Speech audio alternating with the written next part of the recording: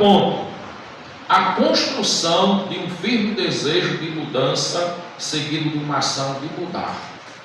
Olha só, versículo 20. Aquele jovem, ele refletiu.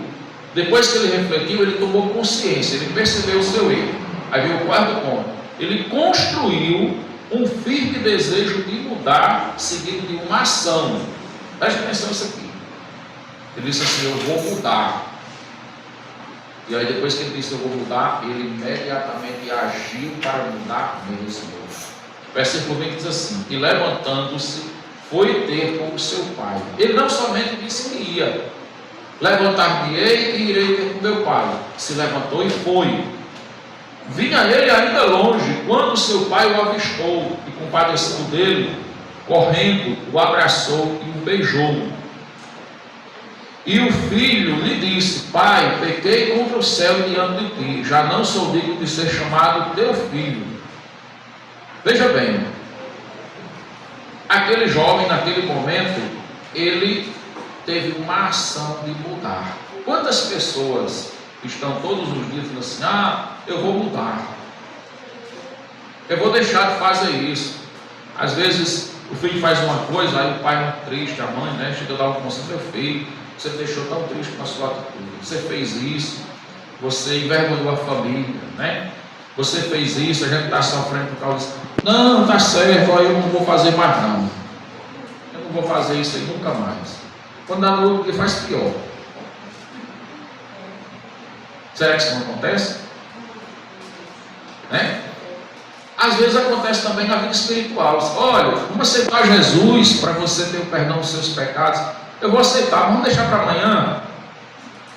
Eu vou me converter, vamos deixar para depois, vamos deixar para outro dia, para outra hora. E aí esse deixar para outra hora, já é o pensamento de deixar no meio várias coisinhas desse mundo. E o pior é que às vezes a gente não vai ter mais o tempo de recuperar, Esse jovem aproveitou o tempo. E a Bíblia, quando fala disso, diz assim: não deixe para amanhã, mas tome a sua decisão hoje.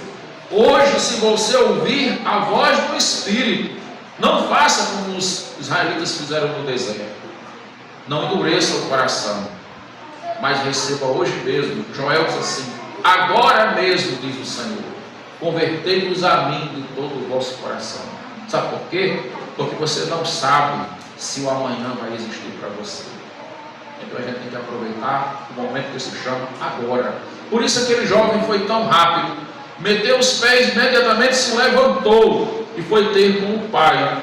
Aí vem agora a atitude de pai aqui, que é a mesma atitude de Deus. Embora aquele jovem viesse fedendo a porcos, talvez com a lama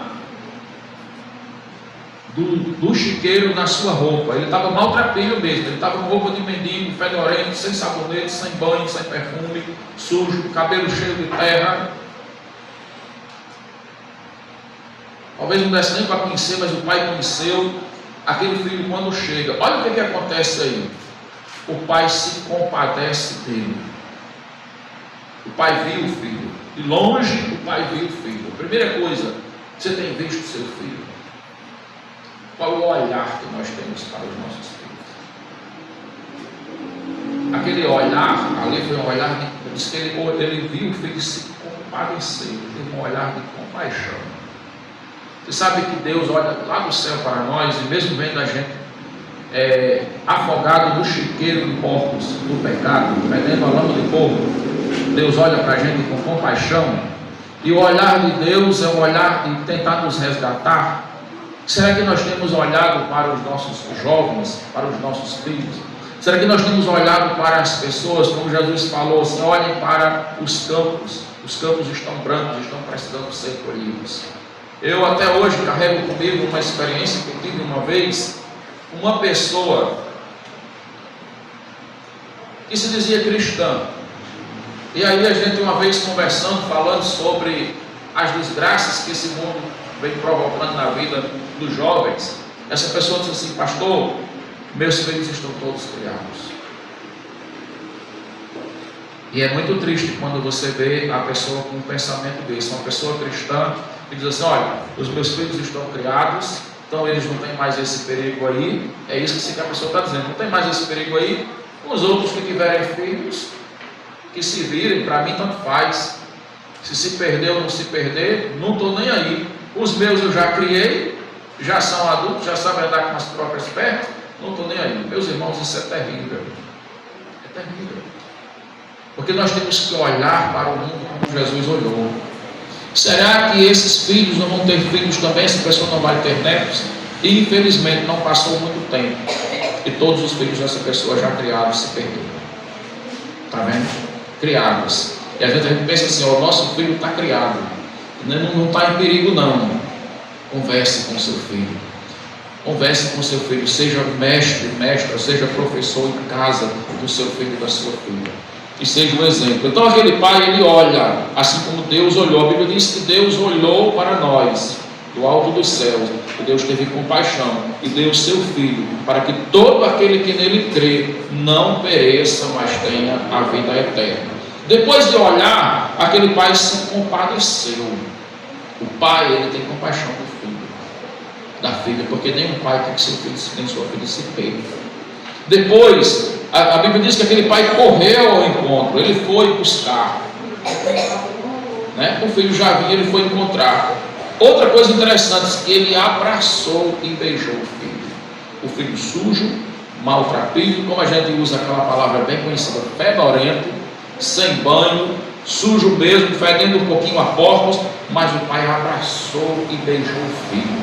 E o pai se alegrou naquele dia, para ele foi uma festa, porque ele viu um filho que estava voltando, viu um filho que tinha aprendido uma lição do mundo, viu um filho que tinha reconhecido o seu erro, viu um filho que através da experiência frustrante que ele passou lá, ele aprendeu a valorizar o que o pai construiu em casa. Você sabe o que a Bíblia diz a respeito da nossa conversão? A Bíblia diz que há uma festa do céu com os anjos de Deus quando um pecador na terra se arrepende e se converte. Deus olha para nós, irmãos, e Deus nos abraça, independente da sujeira do nosso pecado, do fedor do nosso pecado, Ele nos beija. E o filho lhe disse: Pai, pequei contra o céu diante de ti. Versículo 22 agora, a última parte, a restauração da vida familiar, social, moral e espiritual do jovem. Familiar, social, moral e espiritual do jovem. Versículo 22, o pai, porém, disse aos seus servos: trazei depressa a melhor roupa. O pai lhe vestiu. Você sabe que quando nós nos convertemos, a Bíblia diz que Deus nos dá vestiduras novas. Nós recebemos as vestes nupciais, as vestes da pureza da comunhão de Cristo em nossas vidas, e nos tornamos noiva do Cristo. Depois, ele diz assim: vestiu e pondo-lhe um anel no dedo e sandálias nos pés. Paulo vai dizer que o Evangelho, ele é o Evangelho lá em Efésios, capítulo, acho que é capítulo 6, eu não estou lembrado, que ele diz que nós devemos calçar os pés com o Evangelho da paz, recebermos o capacete da salvação, a espada do Espírito. Então, o Evangelho é para nós toda uma armadura. E aquele jovem que estava desvestido, fedorento, sujo, abandonado, ele agora é acolhido, e ele volta de novo ao seio familiar. Ele que sentiu que ele não era digno de ser chamado mais de filho, para ele já era uma honra, já era um privilégio se o pai lhe desse emprego para ele ser tratado como um trabalhador. O pai lhe recebe de novo como filho. Jesus disse assim: eu vos tenho chamado de amigos, né? Porque é algo íntimo. E nós fomos feitos filhos de Deus em Cristo Jesus, fomos recriados, recebemos o penhor do Espírito, que é a garantia da nossa salvação, que é o anel que ele recebeu no dedo aí. O filho recebeu de novo o anel como herdeiro e posto as sandálias nos seus pés. E aí ele diz assim: trazei também, matai o novilho cevado, comamos e regozijemos, comamos e alegremos. Por quê? Este teu filho estava morto e reviveu, estava perdido e foi achado, e começaram a regozijar-se. Então naquele dia, aquele pai que tinha uma esperança, né, que tinha sofrido, aquele pai realizou um sonho, o sonho de ter recuperado o seu filho. O sonho de ter ressocializado o filho, de ter refamiliarizado, de ter reconstruído as relações familiares para o seu filho. E aí, de ter reconstruído a moral do filho. O filho estava de novo na casa do seu pai, como filho obediente, que reconhecia a autoridade do pai e queria se submeter à autoridade dele. E os valores espirituais com que ele estava de novo na comunhão da família. Quando eu desobedeci, pequei contra o céu e pequei diante de ti. Agora estou em comunhão com o céu, estou obedecendo o Pai, estou em comunhão com o Pai, porque fui perdoado. E essa, meus irmãos, é a lição que hoje nós podemos tirar. Resgate seu filho, você como pai. Mas eu quero dizer, não vá nem nessa questão, não chegue ao ponto de precisar resgatar, se antecipe, não deixe o filho se extraviar, né? Mas cuide do seu filho.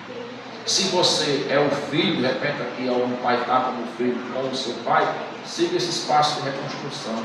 E com Deus todos nós devemos seguir. Que o Senhor nesta noite nos abençoe graciosamente.